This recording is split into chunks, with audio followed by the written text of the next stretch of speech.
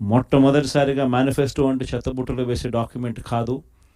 Manifesto అని అంటే ఒక బైబిల్, ఒక భగవద్గీత, ఒక ఖురాన్ అని చెప్పి మొట్టమొదటిగా నిర్వచనం మారుస్తూ చెప్పిన ప్రతి మాట కూడా నెరవేర్చాం. ఒక 10% జనాభాలు మాత్రం చంద్రబాబు నాయుడు మోసాన్ని నమ్మారు. చంద్రబాబు నాయుడు క్యాంపెయినింగ్ ఇంటింటికి పోయినప్పుడు వాళ్ళ ఎమ్మెల్యేలు చేసిన క్యాంపెయిన్ పిల్లలు కనపడితే నీకు 15,000, నీకు 15,000, నీకు 15,000, నీకు 15,000 సంతోషమా అని అడిగే క్యాంపెయిన్.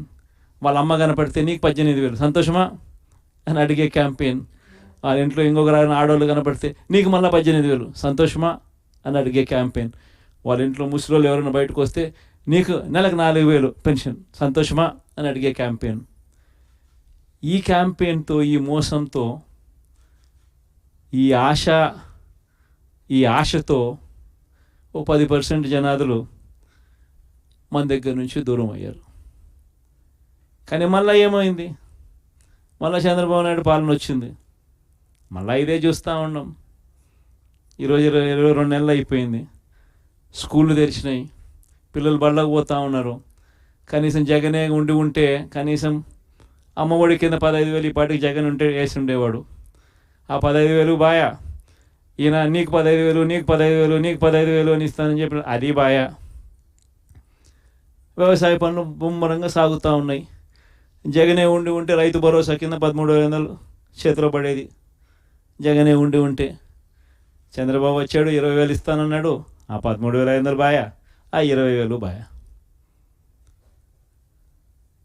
ఈరోజు రాష్ట్రంలో ఉన్న పరిస్థితి జగనే ఉంటే పెద్ద చదువులు చదువుతూ ఉన్న పిల్లలందరికీ పూర్తి ఫీజు రీయింబర్స్మెంట్ కింద ప్రతి త్రైమాసికం అయిపోతూనే ప్రతి 3 నెలలకు ఒకసారి, ఆ 3 నెలలు అయిపోయిన వెంటనే ఫీజులు జమ అయ్యేటి.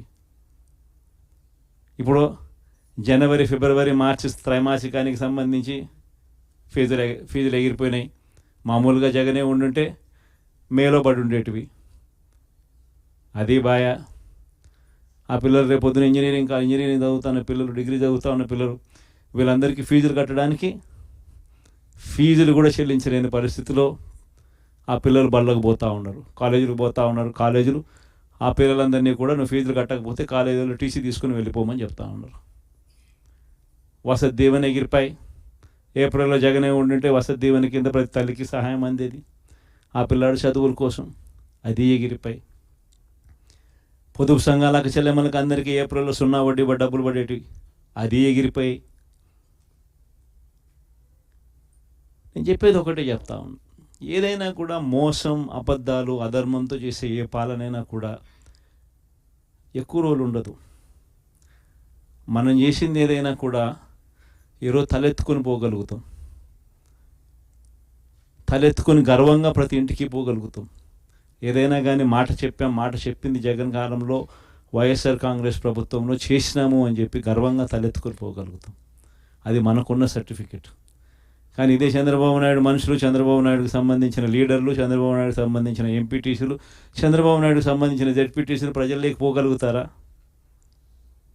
ప్రజల్లోకి వాళ్ళు పోతే ఏమైందయ్యా సూపర్ 6, ఏమైందయ్యా సూపర్ 10లు, ఏమైందయ్యా నువ్వు ఇచ్చిన మాటలు అని చెప్పి అడిగితే సమాధానం చెప్పుకోలేని పరిస్థితుల్లోనే తన మొత్తం క్యాడర్ కూడా అయిపోతుందా? అది వాళ్ళకు మనకు ఉన్న తేడా.